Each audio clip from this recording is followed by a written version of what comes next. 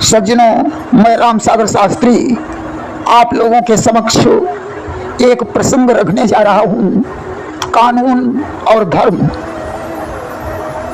आज धर्म और कानून के बीच अंतर पाया जाता है, जिससे अपराधों की संख्या बढ़ रही है। धर्म कहता है कि कन्या का विवाह 8 वर्ष की अवस्था में ही कर दिया जाए अथवा 10 वर्ष तक विवाह कर देना चाहिए। वहीं 18 वर्ष की कन्या को बालिग मानकर इससे पहले विवाह करना कानूनी अपराध माना गया है तथा 18 वर्ष की कन्या को अपनी स्वेच्छानुसार वर चुनने का अधिकार दिया गया है।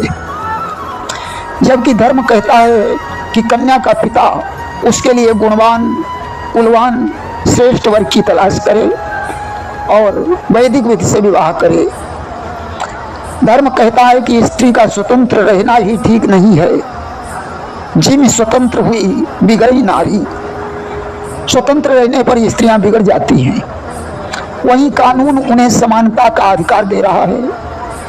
यहाँ तक कि लड़के और लड़कियां पहलवान बनकर एक दूसरे के साथ कुश्ती भी लड़ रहे हैं। धर्म कहता है कि भोजन भजन खजाना नारी जय हैं पर्दा के अधिकारी। भोजन भजन खजाना और नारी पर्दे में ही रहना चाहिए, परंतु समानता का अधिकार पाकर वे सड़कों पर डांस कर रही हैं। धर्म कहता है कि अंतरजातीय विवाह करना निषेध है, क्योंकि इससे वर्ण संकर संतान पैदा होती है जो वंश के लिए घातक है। परंतु कानून प्राप्त होने से लड़कियां मनचाहा वर चुन रही हैं। वह चाहे किसी भी जाति का हो, उन्हें इससे कोई लेना देना नहीं है। जबकि वर्ण व्यवस्था को भंग करना धर्म के विरुद्ध है, परंतु कानून इसका समर्थन करता है। धर्म के अनुसार भागने वाली लड़की अपराधी मानी जाती है और समाज में उसे ऐसा पाप करने के कारण मुंह नहीं दिखाना चाहिए। परंतु आज तो भागने वाली लड़की सीना तान कर समाज में चलती है और उसके घर वाले बेचारे शर्म की वजह से घर से नहीं निकलते। परंतु लड़की जिस परिवार में जाती है, उस परिवार वाले लड़की के परिवार की मान प्रतिष्ठा नष्ट करने के लिए उस लड़की को पिता की खोपड़ी पर रखकर बार बार उनको ठेस पहुंचाते हैं कि कानून हमारे पक्ष में है, तुम मेरा क्या कर सकते हो। परंतु धर्म इसकी इजाजत नहीं देता। आज लड़की नशे की दवाई पिलाकर प्रेमी के साथ भाग जाती है। बहुत से माता पिता तो कायल होकर आत्महत्या कर लेते हैं। यहाँ तक कि लड़की के वियोग में किसी मासूम बच्चे की मृत्यु हो जाती है।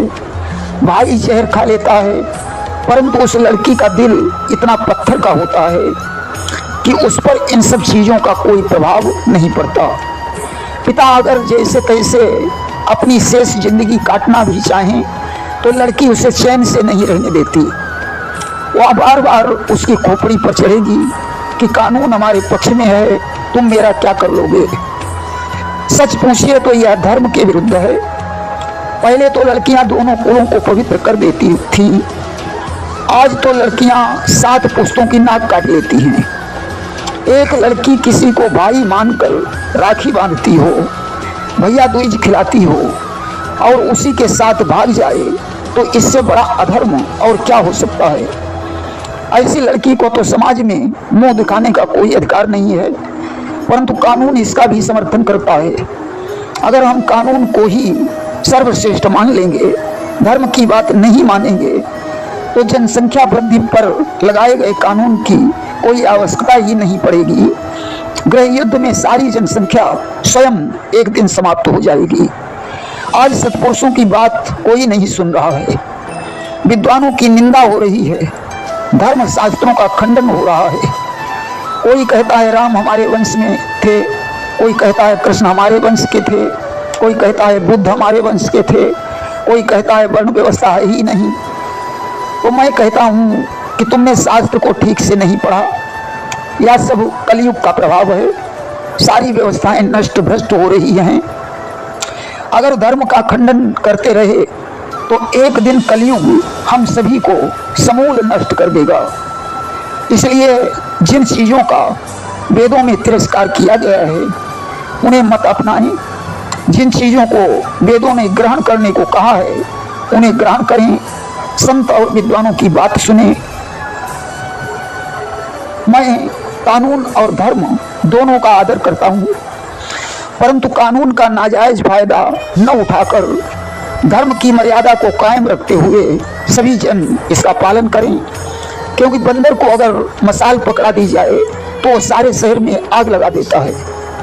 कानून हमारी रक्षा और सुरक्षा के लिए है, न कि हम कानून को प्राप्त करके दूसरे व्यक्ति की मान प्रतिष्ठा को चोट पहुंचाएं, शांति में बाधा डालें, उनका सुख चैन छीन लें, उन्हें घरबार छोड़ने के लिए मजबूर कर दें। इसलिए कानून को प्राप्त करके भी धर्म की मर्यादा का उल्लंघन नहीं करना चाहिए।